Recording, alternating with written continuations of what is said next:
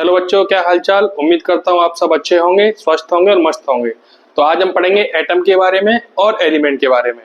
हाँ, लेकिन मैंने पहले एटम के बारे में थोड़ा सा बता दिया है, लेकिन क्योंकि मैं थोड़े से फैक्ट बताऊंगा तो यहाँ पे एटम के बारे में थोड़ा समझना जरूरी है, तो इसलिए मैं यहाँ पे स्टार्टिंग से एक बार और स्टार्ट कर देता हूँ।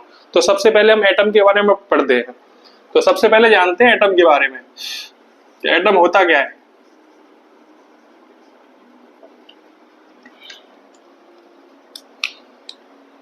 तो ये है आपका it is the smallest particle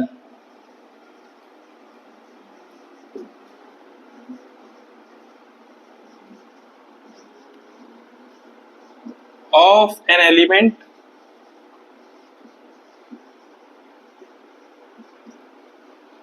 which retain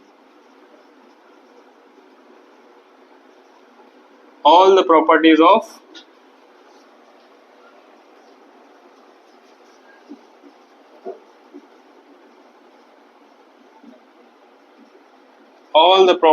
that element। देखो समझो होता क्या है। सबसे पहली बात तो ये याद रखनी है कि जो एटम है वो स्मॉलेस्ट पार्टिकल होता है किसी भी एलिमेंट का।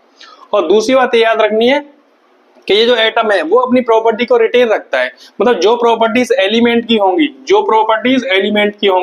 वही प्रॉपर्टी किसकी होंगी, एटम की भी होंगी।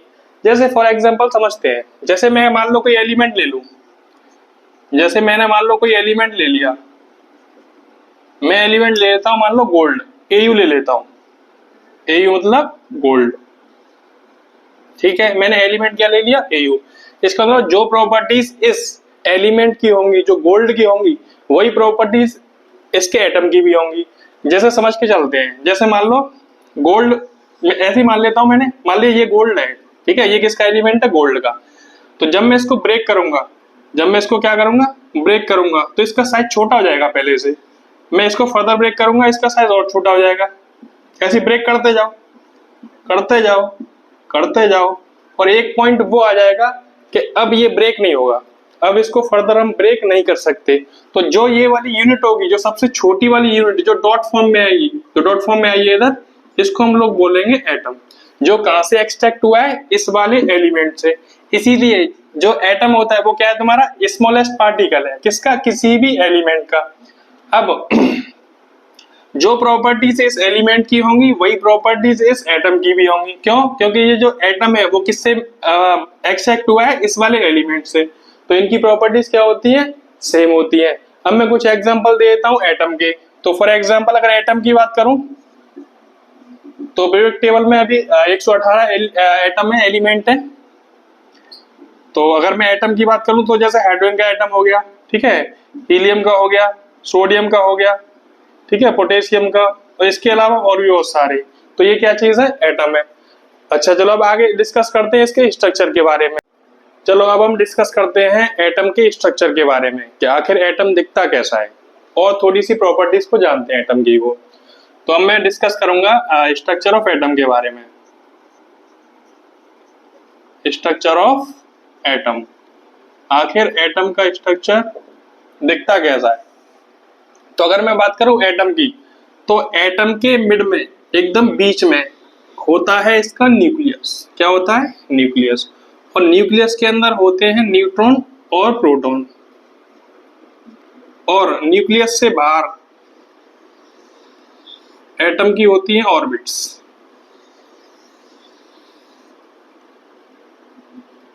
ये जो आपको सर्कुलर फॉर्म में दिखाई दे रही हैं, इनको हम लोग बोलते हैं ऑर्बिट्स। और ऑर्बिट्स में रहते हैं इलेक्ट्रॉन। ऑर्बिट्स में कौन रहते हैं, इलेक्ट्रॉन्स। और इलेक्ट्रॉन्स ऑर्बिट्स में चक्कर लगाते रहते हैं, घूमते रहते हैं। तो जो मिड वाला पार्ट है एटम का, इसको बोलते हैं हम लोग न्यूक्लियस। और इसके अलावा जो सर्कुलर पाथ जो बने हुए हैं, इनको हम लोग बोलते हैं ऑर्बिट्स, या फिर मैं सेल बोल दूं। क्या बोल दूं, सेल्स। तो जो न्यूट्रॉन और प्रोटॉन है वो रहते हैं न्यूक्लियस के अंदर, और जो इलेक्ट्रॉन है वो सर्कुलर पाथ में, ऑर्बिट्स में चक्कर लगाते रहते हैं। अच्छा, इलेक्ट्रॉन, प्रोटॉन, न्यूट्रॉन के बारे में पिछली वीडियो में बता चुका हूं, तो आप जाके एक बार चेक कर सकते हो। इन्हें सब एटॉमिक पार्टिकल बोलते हैं। चलो तो डिस्कस करते हैं एक और टर्म, दैट इज एलिमेंट। तो हम एलिमेंट के बारे में पढ़ते हैं। एलिमेंट होता क्या है, तो इसके बारे में थोड़ा पढ़ते हैं। It is a pure substance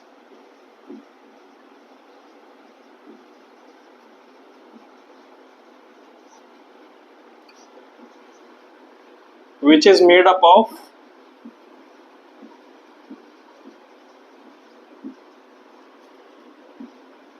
only one kind of atom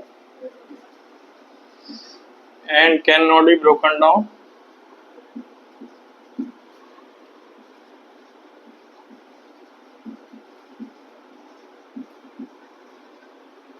into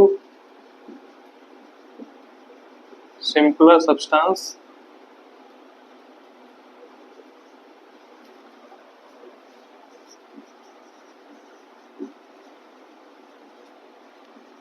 by chemical reaction।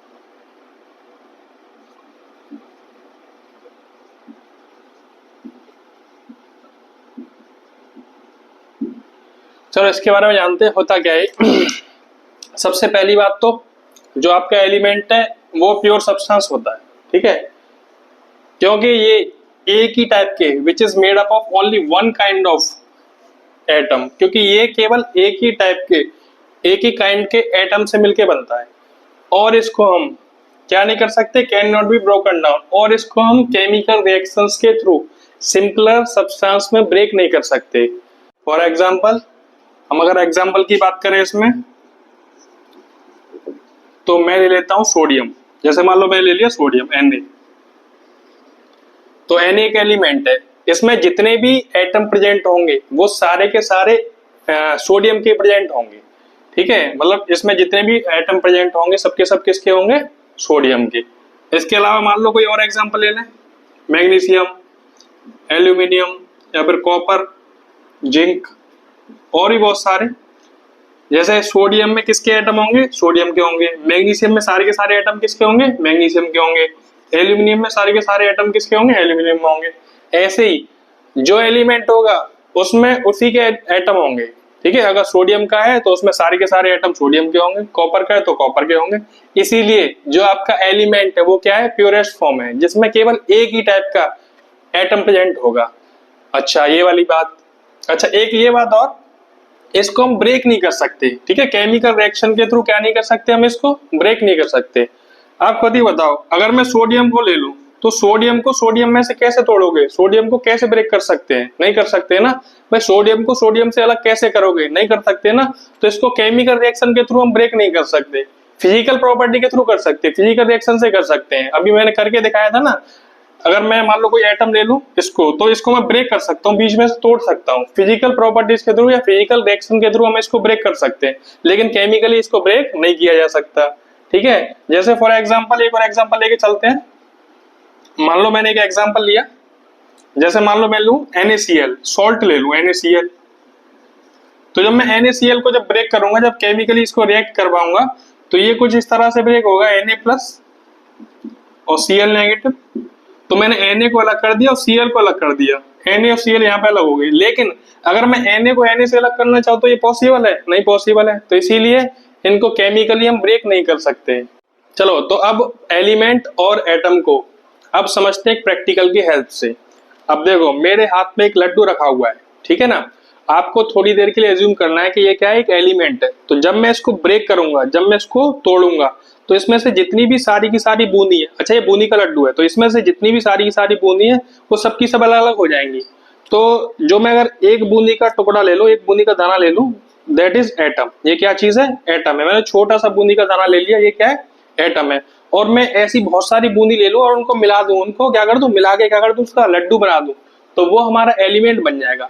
लेकिन इसमें से जो एक एक बूंदी होगी उसका जो शेप और साइज है वो एक जैसा होगा, मतलब जितने भी एटम प्रेजेंट होते हैं एलिमेंट के अंदर उनकी सबकी प्रॉपर्टीज क्या होती है, सबकी सेम होती है, ठीक है ना। तो आज के लिए इतना रखते हैं, आगे कंटिन्यू करते हैं नेक्स्ट लेक्चर में। धन्यवाद, थैंक्स।